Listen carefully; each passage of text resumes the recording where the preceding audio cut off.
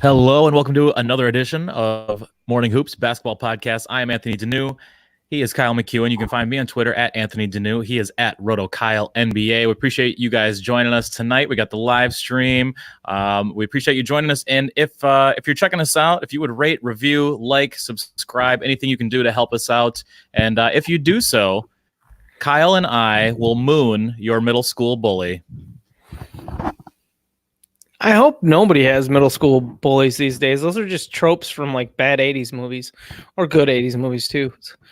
I'll moon your 40-year-old bully. If there's somebody at your work who you don't like, who's just a jerk-faced turtle brain, I'll come and I'll moon them. How about that? I'll ride by on my Harley with nothing but my chaps on, baby. Hey, what did you refer to your USB as before the show started? I have no idea, to be completely honest. That was like 15 minutes ago. A lifetime. All right, so we're talking about what happened Tuesday night in the NBA. It was a 6-game night. And Kyle, you want to kick things off, or you want to hit up any injury news or returns? I mean, I know we'll get to DeAndre Ayton. We can just, I guess DeAndre Ayton's return is the biggest thing on the news docket for the most part. We also saw Mike Conley come back from his hamstring injury, but Conley re-injured his hamstring in this game and wasn't able to play the full way through. But I say we just jump into the first game of the night and kind of go through and take things as they came. All right. One of the first games of the night was Sacramento in Charlotte against the Hornets. Hornets getting the win at home, 110-102 over the Kings. Yep. This was the return of De'Aaron Fox from his what was originally reported as a grade 3 ankle sprain, but with him missing just, not closer to 2 to 3 months, but just about a month with the injury. It's you have to think that they either misdiagnosed it or, maybe just were taking the cautious route and saying, hey, it might be worse. So that's what we're going to tell people, so that the expectations, if he does come back early, it's a surprise instead of a situation like we have with Zion right now, where the Pelicans told everybody it'll be 6 to 8 weeks. And now we're past that 8-week mark. And that just creates the opportunity for people to criticize instead of if the Pelicans had originally said, like, look, he's out indefinitely. We don't know exactly when he comes back. When we have an update, you'll get an update. Or the Grizzlies, they go out and they say, we're going to have these guys out week to week. And yeah, they might only be out for a week, but they give you that more ambiguous return date so that there isn't this air of like anticipation hanging over the players. Is it this game? Yep. Yeah. Because that'll wear on the players too, because they'll get more and more acrimony through social media and such. Right. Okay, so I want to talk about De'Aaron Fox's minutes, because he did come off the bench, but you're a fan of when someone's healthy. That's if they're cleared, then give them their full allotment of minutes. That's kind of how you like it. And that's what we got really out of him, getting 30 tonight. Yeah, I think it's, again, if his ankle injury was as bad as it was originally reported, it is a surprise to see De'Aaron Fox come back and play 30 minutes in the first game that he returns. But apparently he was healthy enough to do that. There was a really funny moment where he jumped over Devontae Graham from behind, and De'Aaron Fox's foot kicked the ball away from Devontae Graham. It ended up a steal for the Kings. So just a hilarious little situation there. The refs didn't catch that it was De'Aaron Fox's foot that kicked the ball away. So, and I don't think it was on purpose either. If De'Aaron Fox did that on purpose, it's crazy.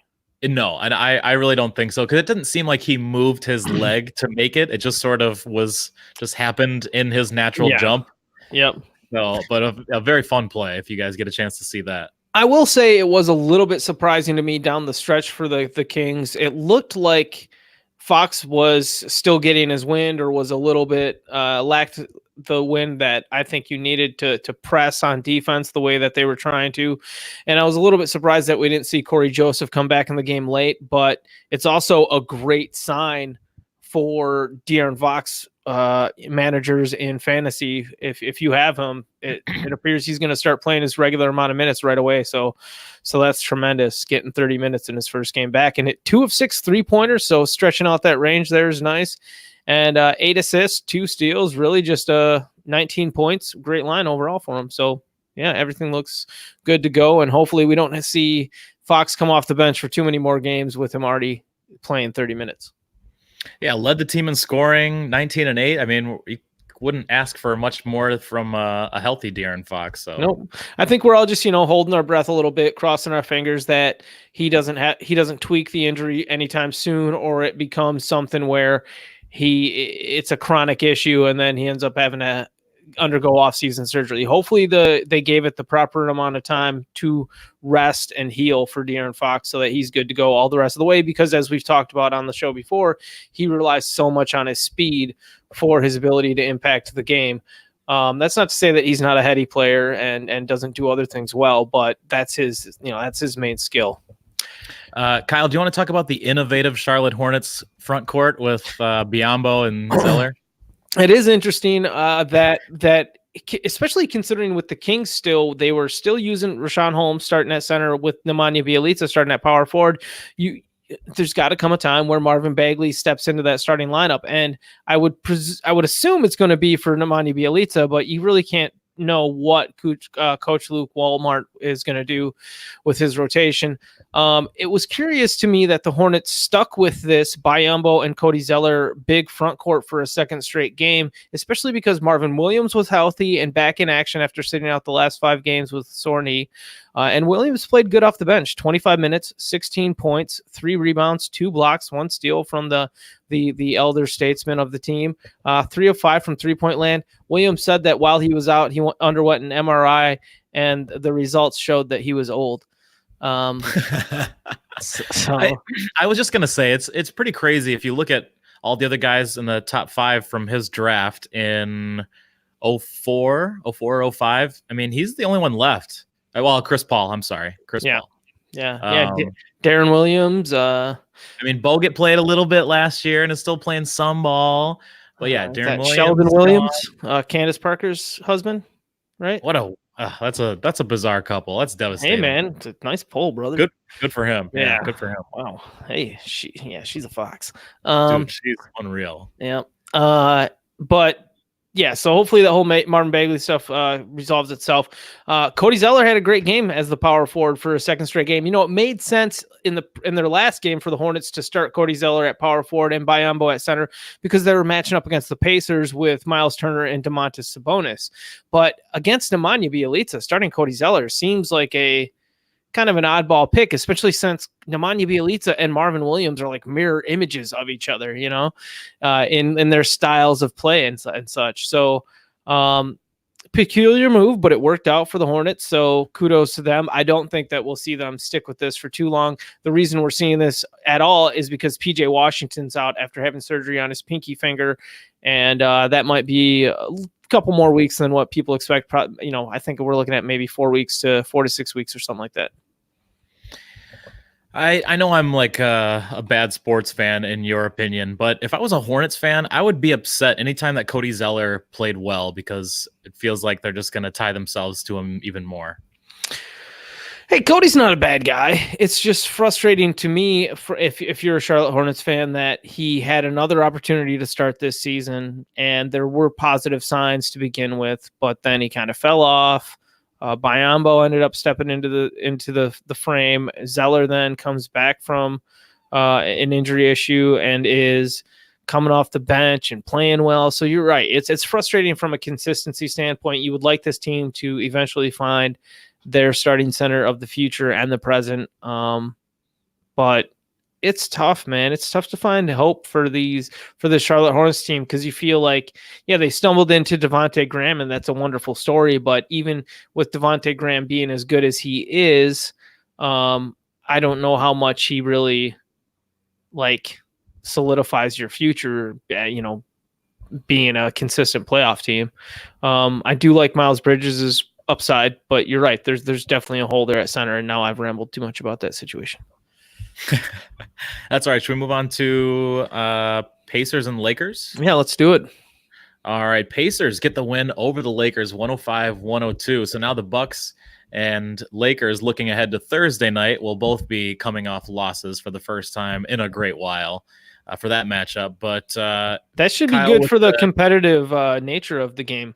Absolutely. So that's hot sauce there. We also saw from the Lakers side of things, the fact that they kept this game within 3 points is probably a good thing or a good sign for them that, even when they're losing games against a really great team in the Indiana Pacers, they're still competing at a high level, especially considering the fact that the Lakers were playing without Anthony Davis in this game. He had tweaked his ankle in the previous game, played through it near the end there in that last game, but wasn't able to go here. It was a game time decision. So I'd bank on Davis probably going in Thursday's game. And that's probably what they were looking at. They were probably looking at this situation and saying, do we really want Anthony Davis playing on a bum ankle and trying to defend Domantas Sabonis big minutes? Or I don't know, maybe they would have just had Davis out on Miles Turner, which would have been less of an arduous task. But anyway, you look at it, I wouldn't expect Davis to miss much time.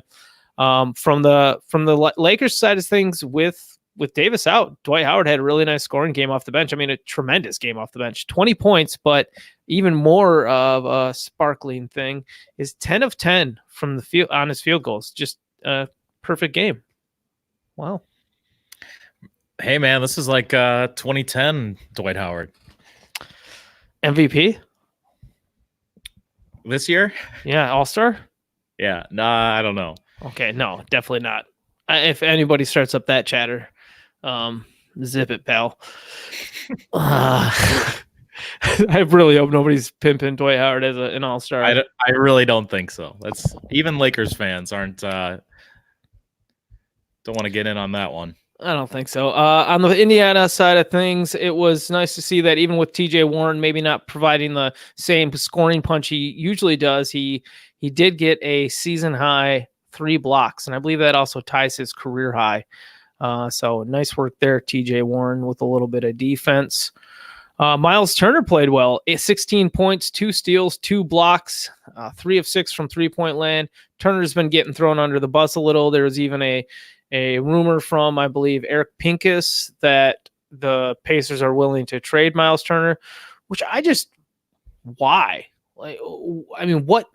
Wouldn't you think all 29 other teams would be like, oh, you want to get rid of Miles Turner? Cool. Please. What do you want for him? We will definitely make a trade with you.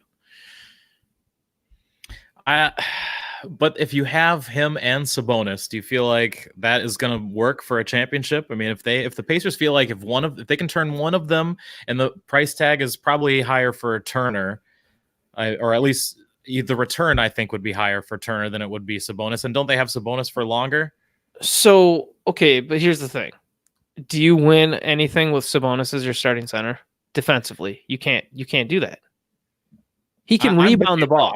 I would choose Turner. That's why I think, I don't know, depending on what they can get for him. Maybe Sabonis is a really nice player, but yeah, his impact is limited by his lack of defensive impact. Like, Miles Turner can change a game with his rim protection, and he also has more of a 3-point shot than what Domantas Sabonis is. Like, I get that Sabonis is out there putting up great rebounding numbers, and he scores well, and he's got wonderful post moves and all these kind of things. A lot of that stuff can be defended, and a lot of that stuff leads to clogging up the paint when you've got a guy like Victor Oladipo who's going to come in slashing. So I just don't like Miles Turner is obviously being underrated if these kind of stories are being generated where he's a trade piece for the Pacers. Like, only if the Pacers are going to be getting back something like, something ridiculous from the Knicks in regards to another center eligible player to be a shot blocker for them, like Mitch Robinson, and then like an additional piece. Right. And that's why I'm not like too worried about this, just because if they did trade him, once we saw the return, that's what would make me decide whether or not it was worth it. I just know that there's 29 other teams that would probably be really happy to even get an opportunity to talk about trading for Miles Turner. So it doesn't make a lot of sense to me that the Pacers would be entertaining moving him unless somebody came to them and said and offered something that just made a lot of sense for their current situation and their long-term situation.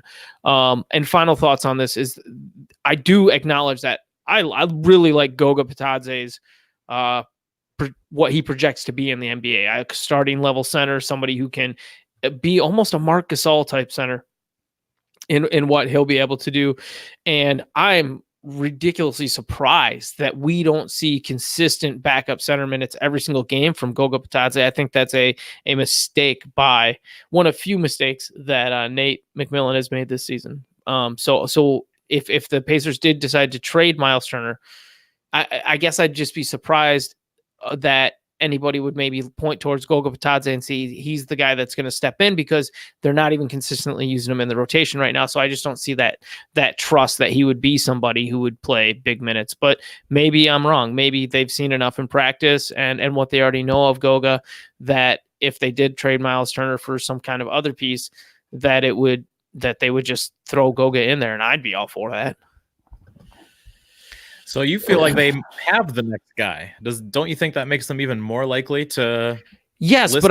But if they really thought that Goga was the next guy, then why aren't they we would already see it? Well, we already get to see it. When there were injuries earlier, we did see Goga get an opportunity, and when he got that opportunity, he was making big plays, and like he stripped Kevin Love out on the 3-point line. And this is, I think Goga's like a 6'10" or close to a 7-foot guy. And he's more mobile than you would think. A lot, he's young. He can shoot the ball from outside the arc. He's got moves. He can do a little bit of everything. There's a lot when you look at what he does and how he moves, and you see Marc Gasol kind of outline, and you're like, oh man, if this kid is gonna have that kind of career ahead of him, then yeah, I guess you could talk yourself into Miles Turner. I just don't think that we've seen enough predication to believe that he would be the one to step in right now. Trivia question: where is Goga Bitadze from? Don't look at it. Georgia? Oh. That is correct. Oh, nice. Name another Georgian basketball player. Zaza Pachulia. Very nice. 2 for 2 tonight. All right. I don't think I have any other thoughts on that game. Good job, Pacers, for pulling out a win over the Lakers, even though it was at home. So you probably should have expected to do that. We did see Jeremy Lamb go down with a groin injury in this game, play just 15 minutes. If Lamb needs to miss time, it'll be interesting to see who the Pacers go to as their interim starting shooting guard. We're still not ready to see Oladipo back. It seems like that's about another month away, according to certain people's feelings on it. But Aaron Holiday or his brother Justin Holiday are I think the two favorites to potentially step into the starting lineup, and I think it would probably be Aaron Holiday, who's had some really nice games of late. He sized up LeBron in one point this game and just took him to the rack and made a nice crafty lefty layup. So nice he saw that he had LeBron on him and then basically took it out to set himself up for a drive. It was pretty nice. Yeah, I mean, it's sometimes that's just like, the little man looking at the big guy thinking that they can get the job done, and it ends up looking like some clown stuff. But yeah, he got the job done. So absolutely. Kyle, we had a wild one in New York. The Knicks beat the Hawks by 23. These were somewhat seemingly similarly matched teams, but the Knicks were up big early in this one. Yeah, you would have thought this would have been a high-scoring game and it was for both teams, but one that was closer than it was, a more competitive affair. But the New York Knicks had a couple of guys score some career highs. Both R.J. Barrett had 27 points, a career high for him, 6 rebounds, 1 assist, 1 steal, 2 of 3 from three-point land, 5 of 8 from the line, 10 of 13 overall in 29 minutes. So good to see Barrett kind of bounce back after he had a poor one in their last outing. 22 points from Marcus Morris Sr. in just 22 minutes, 22 points in 22 minutes. Julius Randle, a double-double, 17 and 11 in just 23 minutes. So a lot of guys doing some good work here for the Knicks in this blowout win over the Hawks in limited action. And even Mitchell Robinson got into the scoring career column. High. Yep. Career high, 22 points, 13 rebounds, 2 blocks, 1 steal, 9 of 13 from the field in 29 minutes. So just, great work there. I talked about a little bit last night about how this could be the Cam Reddish and RJ Barrett. That could be a fun little thing going on, but not much from Reddish tonight. Just 9 points, 1 of 3 from beyond the arc. Yep, not much to see there. Trae Young with his third 40-point game of the season, 42 points here, 8 assists, 7 of 13 from three-point land, 16 of 29 overall in 41 minutes. So Trae tried his darndest to get the Hawks back in this one, but they just didn't have enough bullets. Kevin Huerter, 14 points, 3 rebounds, 5 assists, 3 steals, 1 block, 2 of 7 from three-point land, 5 of 14 overall in 32 minutes. Kevin Huerter doesn't have a minutes limitation anymore. He was questionable coming into this game with a shoulder injury that happened in the previous one. And it's just good that they did an MRI. They didn't see anything of too much concern and said, all right, you're just going to play. We're going to stop worrying about these stupid minutes restrictions we've been putting on you. And Huerter went out there and had a good game. So hopefully this continues to kind of propel him into more of that backup point guard role off behind Trae Young. The idea is to stagger them. So that looks like what it's going to be, and that's going to help Huerter have more of a profile out there to show off not just his ability to shoot the ball, but also to make some plays off the dribble. So I think that's pretty cool. 4 assists from DeAndre Hunter with 19 points. So nice work from the rookie there. Really good. The last week to 10 days, he's looked really good. I like him. And he's had a little bit more defensive stats of late, sprinkling in. He's still not consistent there. He wasn't a great defensive stats collector in college, even though he was regarded as someone who is a good defensive player. Absolutely. So yeah, I think that says it about it all for this game. The new coach for the New York Knicks, Mike Miller, is 3-3 so far. So they're playing okay under him. And yeah, good luck to those guys. Maybe they can do something special. Should we move on to another New York team? That sounds like a great idea. We'll take the train. Let's do it. So Brooklyn Nets in New Orleans on Tuesday night. They got the win, 108-101 over the Pelicans.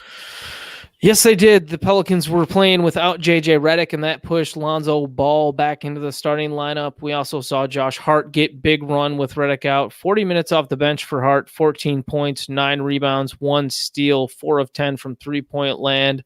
Lonzo played 35 minutes in the starting lineup, 10 points, 8 rebounds, 4 assists. And Derek Favors still getting limited here, just 20 minutes, even though starting at center, 7 points, 9 rebounds, did have 3 assists and 3 blocks. 3 blocks are nice to see from Favors in that limited run. But I'm wondering if the Pelicans are just choosing to go with Jackson Hayes more minutes, or if Derek Favors is still just kind of getting eased back into action after being away from the team for a couple weeks. I have a trivia question for you from this game. You want to do it now? Sure. All right. So Jared Allen and Jackson Hayes are both big men from Texas. They were both drafted within the last 3 years, I believe. And there's one other big man drafted from Texas during that time. Can you name him? I really should be able to. Each in separate years. So Jared Allen first, then this one player that is the answer to the question, and then of course Jackson Hayes this year. Is this guy good, or is this guy like trash? He's young he's young enough where it's undecided. I mean, I can't think of it right now. Bucket Ninja said Tristan Thompson. That is incorrect. But he said right away, he's like, wait, never mind. Because this is a second year player. Yeah. Or third year, whatever. Mo Bamba is the answer. Sorry. I should have definitely known that. There you go. Mo Bamba, Jared Allen, and Jackson Hayes. 3 of I know Bamba maybe hasn't shown as much as the other 2 so far, and Jared Allen's been incredible this year. Jackson Hayes still a rookie, but yeah. Oh, somebody got in there just at the last second. Yeah, nice one. Josh. Yeah, very good. Very good. Your boy Jared Allen had tied his career high with 6 blocks in this game, so that was nice to see. 12 points, 14 rebounds to go with those. 35 minutes played for the big man. this is still a Nets team that continues to pull out wins without Kyrie Irving, without Karis LeVert. So that's nice to see. Wilson Chandler playing in his second game back from suspension, got another 18 minutes off the bench. The thing is, this team is used to it. I mean, they didn't have Kyrie last year, and Karis LeVert was also hurt for a big stretch last year, what looked like a devastating injury. Mm-hmm. I mean, they were a good playoff team last year, and they're showing why this year. And Jared Allen's just continues to amaze me. So there are some trade rumors around this New Orleans Pelicans team. We've heard several mentions of JJ Redick being available for trade. We've heard now today a mention of Drew Holiday being available in trades. And then the GM of the Pelicans even went on the broadcast during the game to refute this.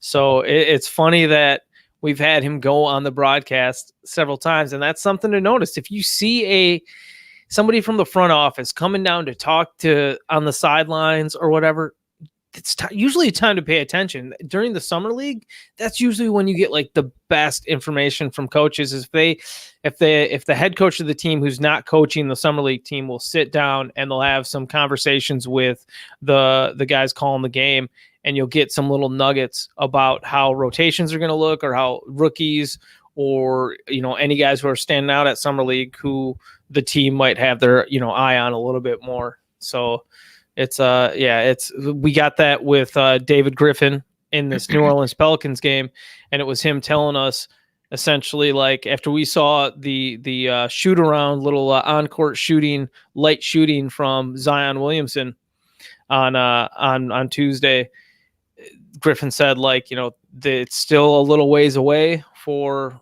Zion's return, but it's good for everybody to see him, and it's brightening up everybody's face. So it's, there's a little bit of dread going for people out there that Zion might not play this season. I wasn't really buying into that, but you start to hear the echoes enough, it kind of creeps in. The Pelicans might be better off being in the lottery. I mean, for the long haul, or like this year. It's just hard to feel like they're going to be able to though. dig themselves Right. out of what they're already in. Only 6 wins so far. But if, how far out of the playoff race are they right now? I don't know if you have the standings pulled up at all, but I got Golga Batatse pulled up. Yeah, I'm sure you do. I can't stop saying that. If Zion comes back in the next 3 weeks and they go on some kind of amazing run, so they're second last. They're the 14th out of 15 teams in the West. The Warriors have 5 wins. They have 6, but they're 6 wins back. They'd have to double their win total to get to where the Kings are at 12. So, but the Kings are in the final spot. 6.5 games out, and it's the Kings. Yeah, the Kings, Suns, Blazers, Wolves, Spurs, Grizzlies are the teams they would have to top. It's totally doable. This could happen. Yeah, there could be 15 within 2 weeks. You could say, look at how well the Pelicans are playing. Yeah. So it's totally possible. I just wonder that if for the long run, are they better getting another top star or just an asset to use to maybe find out exactly what this team's going to look like? But I don't know, man. They have so many young guys that you actually get frustrated sometimes when you see like a Jahlil Okafor in the rotation, because you're just like, nah, man, play Jackson Hayes more time, play Kendrick Williams more time, play Nicolo Melli more time, even though he's not young.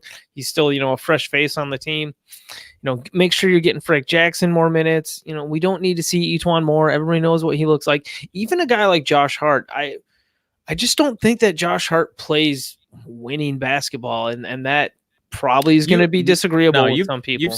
You've said that before on the show. Do you want to elaborate just a little bit on what? I don't think he's good on defense, and I think he takes the ball out of the hands of people who should have the ball. Like Josh Hart should be a spot-up shooter. I don't feel he impacts the game in a positive way because of. I'm probably too hard on the guy. I really probably am. But I think I get frustrated a lot of times because I see him in rotations where, especially with, Lonzo Ball and Brandon Ingram and such, and it's like, why does Brandon Ingram only have 1 assist? Brandon Ingram's, some of his most intriguing games as a professional have been when he's had an opportunity to facilitate. There should, if you're not actively putting Brandon Ingram in positions to facilitate for you. I feel like you're missing out because he's got such an ability to see over the defenses due to his length and his size and his height and everything. I think it's a misappropriation of his talent. And that's what Josh Hart often ends up in he's a reflection of the other players around him too, where I just end up seeing him get leaned on by his coaches in ways that I think are like, it's improper expectations. Josh Hart is not the guy, man. He's a role player. He's not the guy. And a lot of times his coaches will like put him in places or expect him to play bigger roles than what he should. He should never play small forward either. Okay. This guy is like exclusively a shooting guard. He can't guard small forwards. Okay. Let me ask you one. No, sorry. I'm going to ask you one final question. It's a one-word answer. I'm going to go watch more Josh Hart tape. No, that's fine. I feel like I'm being a jerk. No, I'm going to give you a chance to sort of redeem yourself or at least finish on a positive note. It's a one-word answer. What team would benefit from having Josh Hart right now?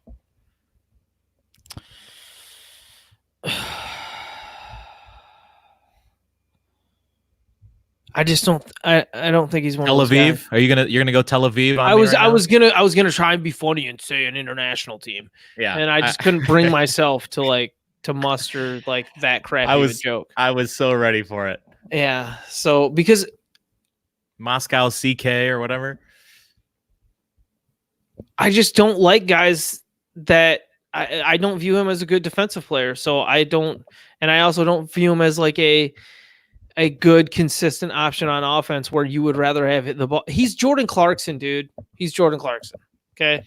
That's funny because I view those two the same on many levels, but just because you can put up points and score and have, and look cute doesn't mean you're good at basketball. So now it's because he's cute. You got to hold that against these guys. You got to have something against them, right? Because everything else is so they're talented and smart and in good shape. You got to be mad at them for being cute too. Yeah. Bucket Ninja throws Philly as a question mark for Josh Hart. That's probably like really the greatest spot because they definitely need somebody off the bench to just come in and get buckets. That's a great fit, I think. And if you got him out there playing with a guy like Matisse Thybulle, at least there's somebody who can play defense for two guys at once. Yeah. Yeah, good stuff, Bucket Ninja. That is a regular on the show. We always appreciate it. And also Bellina Josh for commenting into for the trivia question as well. So we love that you guys are getting involved. So Drew, a final little thing on the Pelicans though. Lonzo Ball was coming off the bench with JJ Redick starting before JJ Redick had to miss this game due to injury.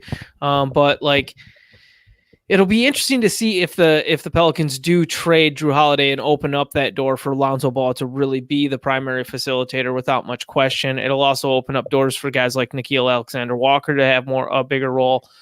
Maybe those more facilitation duties for Brandon Ingram like I want.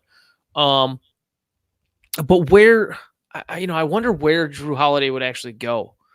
And one thing that came up on Twitter was, and I'm sorry to steer so much conversation to the Bucks all the time on this dang podcast, but this was a legit question that I saw, and it was, who would you have, Drew Holiday or Chris Middleton? If the Bucks could make that trade, who do I want? Who do you think would be better? I would take Middleton over Holiday. I'll take Holiday over Bledsoe, but not by much. I don't know. Oh yeah, no. Man. I would agree with that. Is that a good 1, 2, 3 in that order? I think so. I think so, absolutely.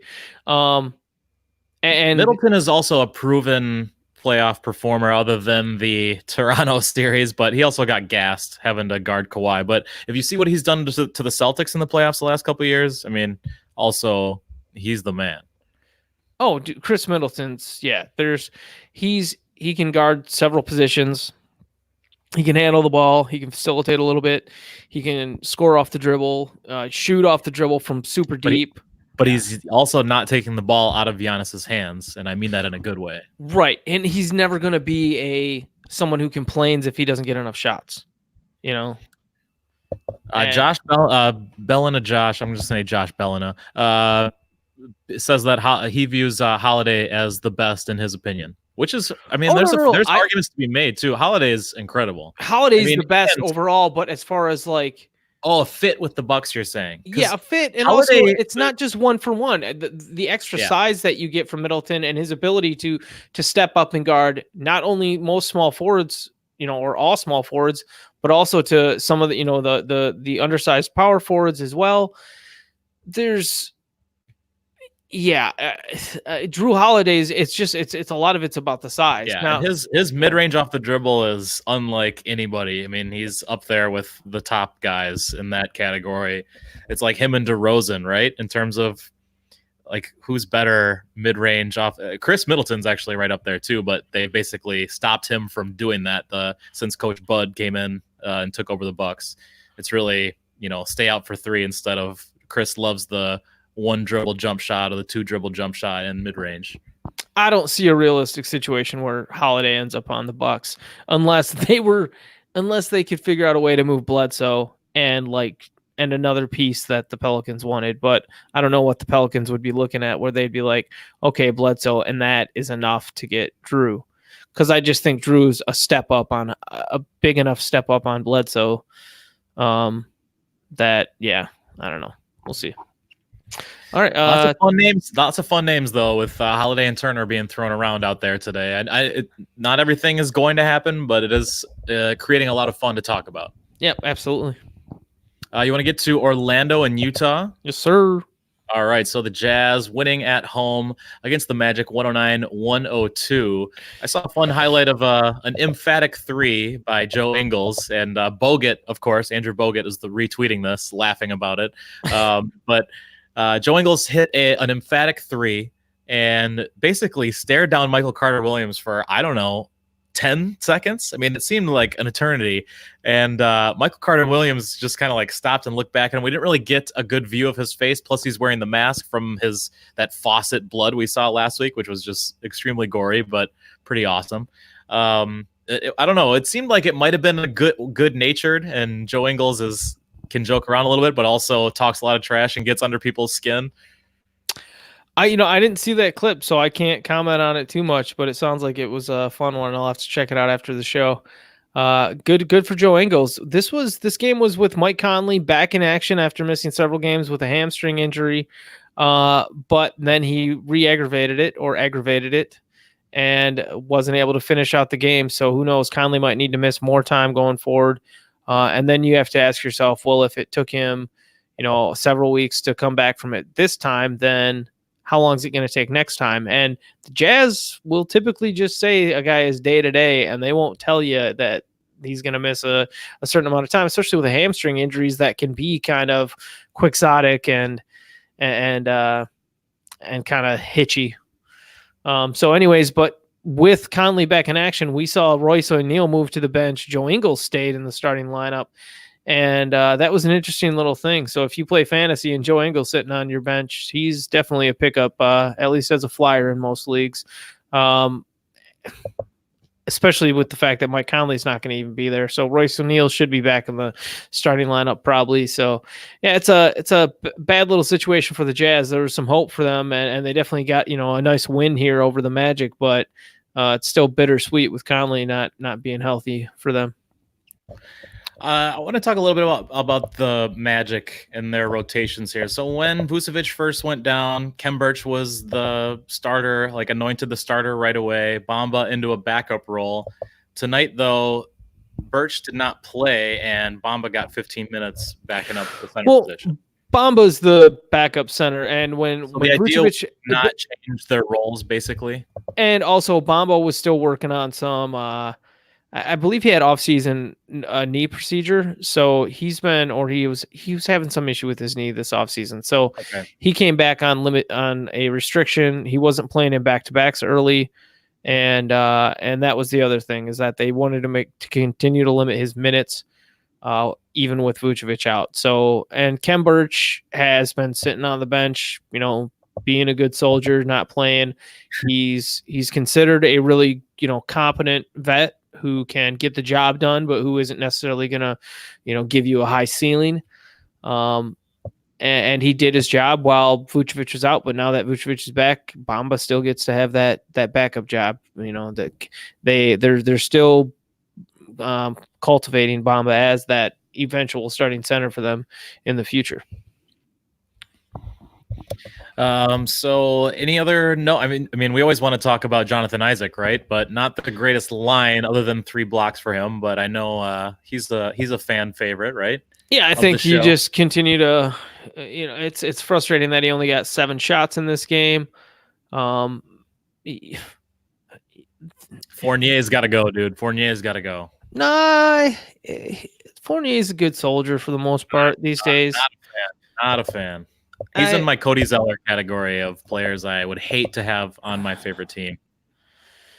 I think if you could have a lot of conversations about who people hate and who people don't hate, but John Isaac, look, if he's going to be your main defensive guy, you better be feeding him enough shots too, especially since he's a competent offensive player. It's not like he's a slouch. If he gets to the line, he's going to bang those in. He can bang in 3-pointers. He can do a little bit in the mid-range and post up and stuff like that. And not only that, but you want to continue to build his profile and also his confidence as that diverse shooter that he showed he was in college. So it doesn't really make sense that we haven't seen it consistently in the NBA. But regardless, they just got Vucevic back. We've seen Markelle Fultz stepping into a bigger role. The fact that they were competitive on the road with the Jazz, even with Conley being out, I think it's a good sign for the Magic. There was a weird situation at the end of the game where Isaac wasn't even on the court, and it was like you're trying to play defense and make a comeback, and you don't have your best defender out there who can make super impactful plays and is one of the best steals guys in the league too. So or at least has the potential to cause chaos in the lanes. It's a poor calculation from Clifford on this night, but in general, he's been pretty good this season. Tremendous game for DJ Augustine off the bench, even with Markelle Fultz still getting 28 minutes of the starting point guard. This wasn't the best game for Markelle Fultz, but from what I saw from I thought he still looked pretty good in there, even if he was a negative 19 in the plus minus for the worst mark on the team. But it is what it is, I think, in some respects. He hit a 3. That's what I'm always looking for. Yeah, one more game, right? The final game of the evening, Clippers beating the Suns 120-99. Looking at things, looks like Paul George. Oh, well, I guess we should start off with the Kelly Oubre dunk on Paul George. Did you got a chance to see this? I'm going to start off with DeAndre Ayton. Andre Ayton, back from his 25-game suspension, played 24 minutes, but that was the same as several other players in the starting lineup. So Devin Booker was out from this game, second straight game that Devin Booker's been out with his forearm contusion. Hopefully Booker comes back soon. Frank Kaminsky moved to the bench with DeAndre Ayton starting. I think it was mainly the fact that this was a bit of a blowout that Ayton only played 24 minutes, but 18 points, 12 rebounds, 3 assists, 1 block, 9 of 19 from the field, 0 of 1 from the free throw line. I don't think Ayton was getting to the free throw line much in the preseason either, so that's a concern there, but can't really complain about 18 and 12 in just 24 minutes from the center and his return to action. So kudos to Ayton, and it looks like he's going to start dominating. Very good. Yeah, stumbled into that one. Very good. I like this, man. I like this team. I think they're going to hover around the 8 seed for most of the season, but Ayton only helps. It makes them an even more entertaining team. The center position's kind of been in flux with the suspension and a Baines injury. So they've been the surprise of the year, and this makes them even more watchable. Yeah, getting DeAndre Ayton back is certainly going to make them a more exciting team. But your boy Kelly Oubre, you talked about it. He had that big dunk on Paul George. He also stole the ball from George at one time and took it out and had his own little personal fast break. So good game from Kelly Oubre, 19 points, 4 rebounds, 1 assist, 3 steals, 2 blocks, 3 of 5 from 3-point land in 29 minutes. Good for him. Michael Bridges got another start with Devin Booker being out. But again, once Booker returns, that should quiet Bridges a bit and move him back to the bench. Frank Kaminsky, in his move to the bench, still had a pretty good game, but that's also because it was a blowout and the minutes were there. 12 points, 9 rebounds, 5 assists, 2 steals. Nice work, Frankie. Yeah. Frank the Tank, baby. Not much else to say there from the Phoenix Suns side of things. On the Clippers side of things, after resting in the previous game, Kawhi Leonard was back in action. 20 points, 6 rebounds, 2 assists, 1 steal in 27 minutes. Paul George, even though he got a couple of maybe on the low lights of some of Kelly Oubre's highlights, Paul George still had a wonderful game. 24 points, 3 rebounds, 1 assist, 3 steals, 3 of 7 from 3-point land, 8 of 17 overall, 5 of 5 from the line. Not too bad. Not too bad. It wasn't really, it was a great dunk by Oubre, but Paul George just kind of got wrong place, wrong time. He was rotating like he was supposed to, and Oubre just got him. It was a good forceful move by Oubre. Giannis has always gotten dunked on because he's willing to go up to block the shot. Like, there's guys who also turn away or just let guys get the easy two. But you guys like Paul George and Giannis and other rim protectors who get dunked on, it's because they're doing their job and at least trying to put up a fight. So I always think, like, I give a guy credit usually for being in the poster.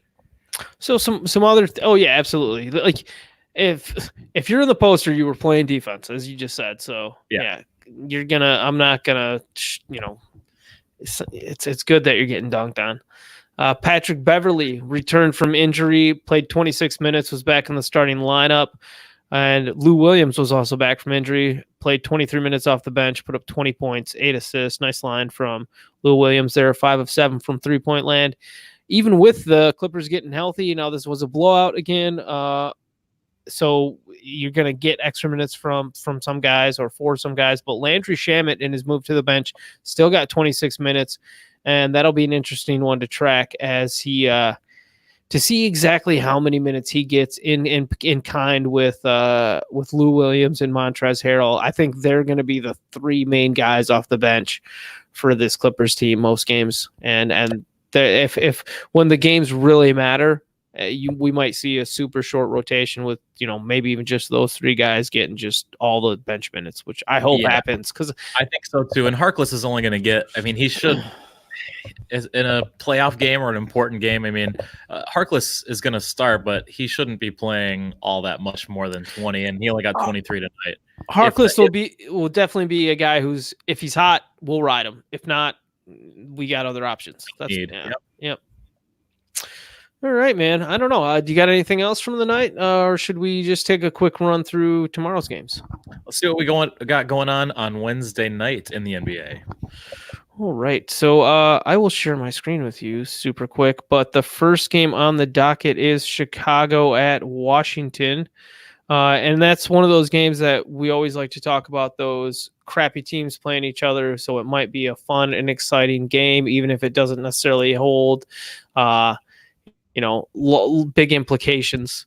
But with Chicago, they've got a few guys listed as probable. So I don't know if I've explained this on the show yet, but essentially what happened is Jim Boylan came out and said that several players had little minor injuries, and the league apparently said to them, or likely said to them, you can't say that stuff. If a guy has an injury, you need to list it. And this has to do with the fact that the league is desperately trying to be as transparent as possible, since they've opened themselves up to betting and all that. So as sports betting is more and more legalized throughout the United States, there's this bigger and bigger relationship between the NBA and all these different sports betting situations.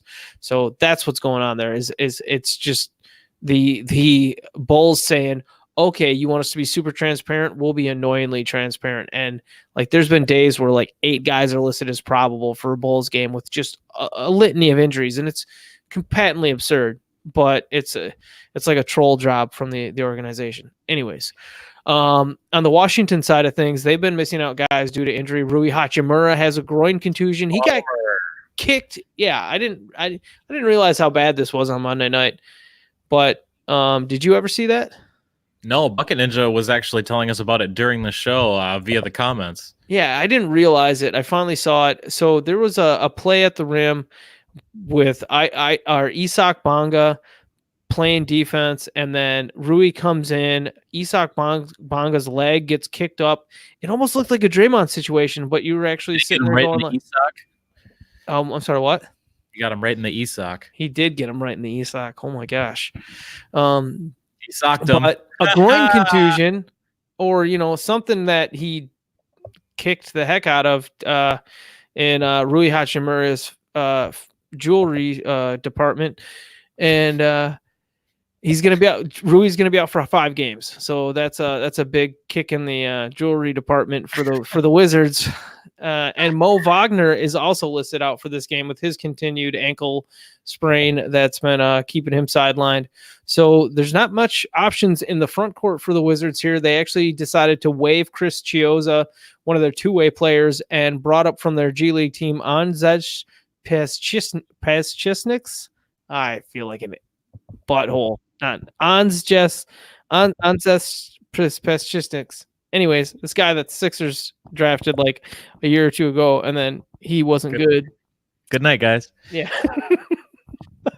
I feel so bad for not being able to say that name. But anyways, this cat might actually get run in this game against Chicago. So that's what's so interesting about, or trying to mention him, is the fact that with Rui Hachimura, Thomas Bryant, Mo Wagner out, there's not many, there's Jan Mahinmi, and then maybe Davis Bertans getting minutes at center. Like, I don't know who else. That you could play Isak Bonga at center, but he's starting at small forward. So it's just an interesting situation where we might see somebody come out of the Raptors.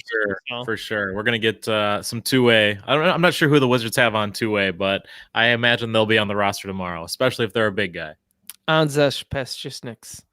All right, the next game for the night, Toronto at Detroit. Fred VanVleet remains doubtful for this one. Andre Drummond with avocado eye is questionable still, and Blake Griffin with his sore knee is questionable. Reggie Jackson remains out with his back issue, and we still haven't heard when exactly Reggie might be getting back. So that's kind of frustrating. We need an update, Detroit Pistons. Toronto at the Detroit, though, it's the Coach Casey Bowl.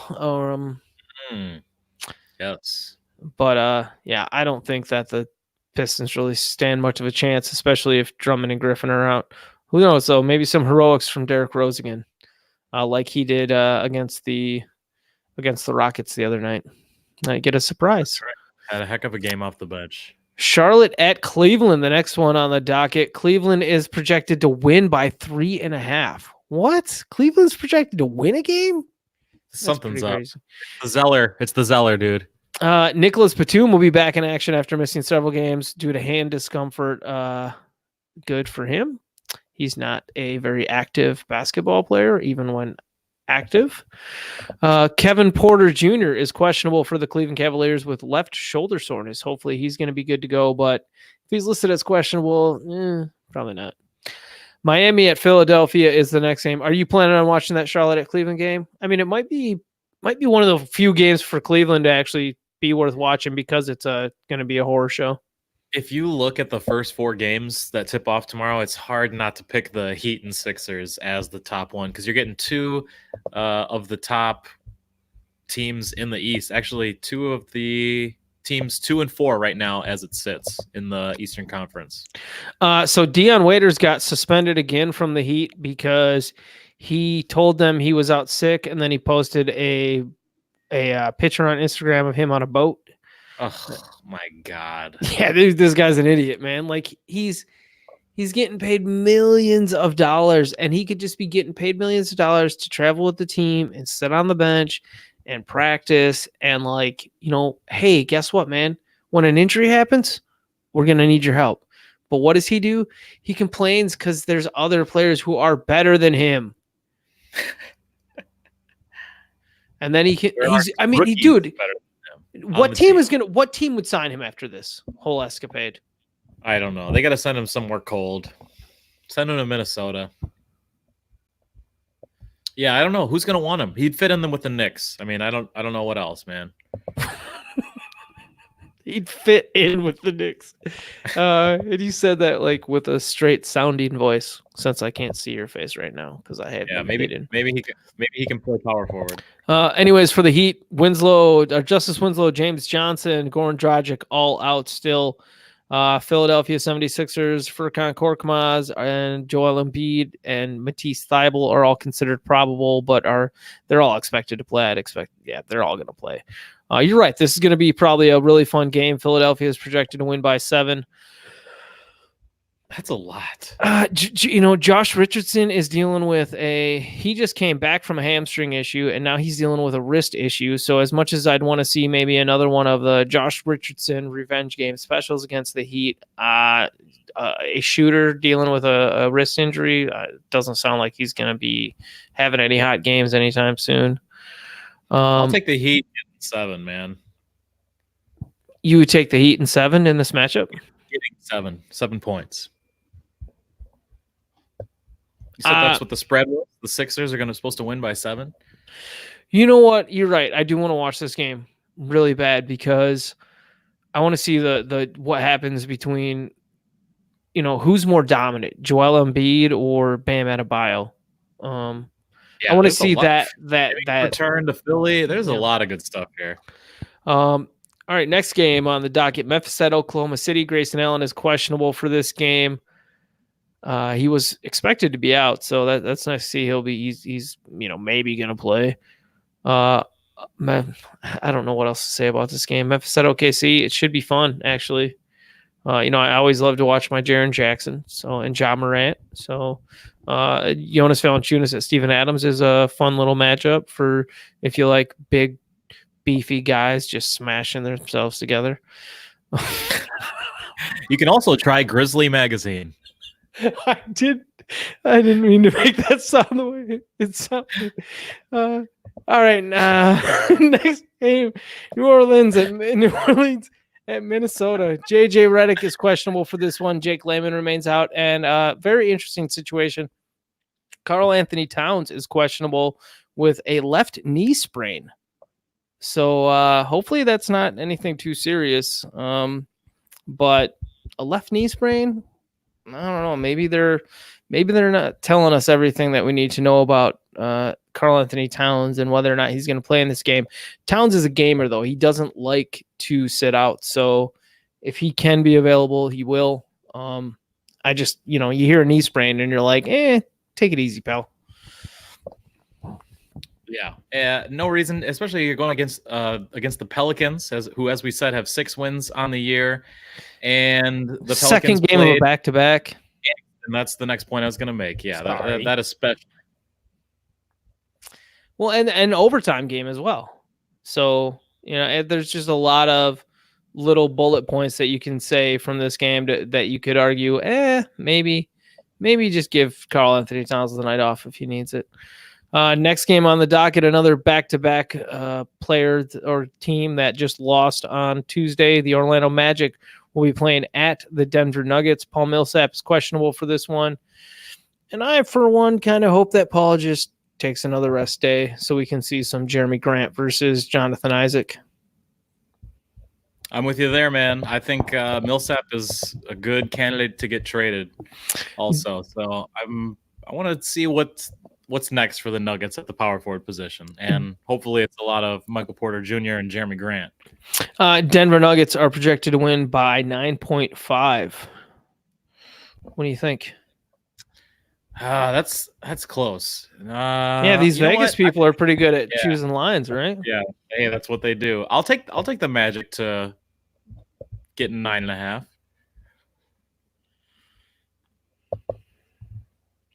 What are you going with? I don't know, man. Playing in Denver, second night of back-to-back. Still integrating all these guys together. I don't know. We'll see. If Vucevic wasn't there, I certainly wouldn't have chose this, but is there any chance that he is limited tomorrow? No, one of the things that Vucevic said was that, or at least what he said before this game was an implication that he's not going to be, unable to play in both games of the back-to-back and play big minutes. He said that he credited the Magic's training staff for getting him ready to come back ready to go without any limitations. So I wouldn't expect they might monitor his minutes, but I wouldn't expect much. Celtics going to Denver to play the Mavs tomorrow night. The Mavericks coming up off a big victory last Monday night. Kyle was there, where the Mavericks ended the Bucks' glorious 18-game win streak. Yep, and what was funny about commenting on the 18-game win streak after Monday's game, George Hill said that the Bucks haven't even played good. That's awesome. I love that. They've only played good 4 times in that 18 games, right? Yep, I think something along those lines. Yep. So, and that's great to hear. If you don't think that you're hitting your stride yet, and you're beating the crap out of teams, and he's the leader on that team too. I mean, he's one of the vets. He leads in the locker room and on the floor. He outplayed Bledsoe in the playoffs last year. He came back to the team. I mean, there's lots to like about George Hill and his role on this team. This will be a unique matchup because the Dallas Mavericks don't necessarily have a ton on the wing with Luka Doncic being out, but they've still got guys who can step up, as we saw on Monday night with someone like Seth Curry. But Boston doesn't have anybody to match up with Kristaps. Yeah, you can throw Daniel Tice out there, but Robert Williams is out. Vincent Poirier is out. Enes Kanter can't do anything, so... We're going to have 3 German front court players tomorrow night? Oh, no, yes. I'm sorry. Latvia. I'm sorry. I messed up. Oh. But we're going to have Kleba plus Tice. Yeah. So we got 2, not 3. Okay, yeah. I think you were just getting excited about the idea of the 2 German. Well, there's no Dirk. Yeah, so. Smashing beef or whatever you were talking about earlier. Yeah, I don't remember. I'm going to have to go back and listen to that. Yeah. By the way, Bucket Ninja commented and wanted to know what month of Grizzly was your cover shoot, Kyle. I'm definitely a summer Santa. Yeah. Okay. Yeah. Probably August. Yeah. Yeah. Wonderful. Yeah. All right. What about the last game of the night? The final game of the night, Golden State Warriors at Portland Trail Blazers. Hey, should be a good game, right? But Portland's projected to win by 9.5. I hope it's closer than that. Although it is at Portland, so Golden State playing on the road right now, not probably a good idea for that team. Eric Paschall is questionable for the Warriors.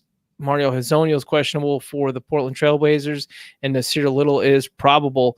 I'm just excited to see if Carmelo Anthony can continue to dominate, especially on the defensive stats. This guy's been getting stupid numbers of blocks and steals lately, especially steals. And it doesn't make any sense because you look through his career and you're like, yeah, he's never done that. Why at this age is Carmelo Anthony finally deciding to make his mark on defense? It doesn't make sense. It is absolutely ridiculous. I am very interested to see Draymond potentially go up against Carmelo. I think Carmelo has a bad game with Draymond on him if they go that route. Yeah, but they've been starting Draymond at point guard, so maybe they just throw him on one of the other, CJ or Damian Lillard. Maybe not. No, I don't. Not with the way the Warriors are constructed. I think you're going to see Poole and Russell and who had a really good game Monday night? Damian Lee. There you go. Him as well, maybe against Lillard. I mean, they've got Damian Lee. They've got Alec Burks. They've Jordan Poole's kind of, well, no, he was out of the rotation, but they sent Kai Bowman down to the G League, so now Poole's back, at least could be in the mix. Mm-hmm. But yeah, maybe, yeah, you're right. They've got other options there, but if you're talking about your best defender on the other team's best offensive players, true. Yeah. There certainly should probably be moments where Draymond goes in there and tries to at least cause some chaos. Although there might be something said if you can sometimes put your better defender in on a less ostentatious offensive player, than especially a guy like Draymond, he might find those pockets to kind of play the passing lanes and such like that. So, anyways, hopefully it's a good game. That's all I got, pal. All right. Well, we hope they're all competitive. We appreciate you guys joining us tonight or in podcast form. Once again, like, review, subscribe, smash that like button, whatever you can do to help us out. We appreciate it. If you want to leave a review, once again, any feedback is good for us. Thanks so much for checking us out. We are the Morning Hoops Podcast. I am Anthony Denu. He's Kyle McKeown. We'll see you tomorrow. We love you.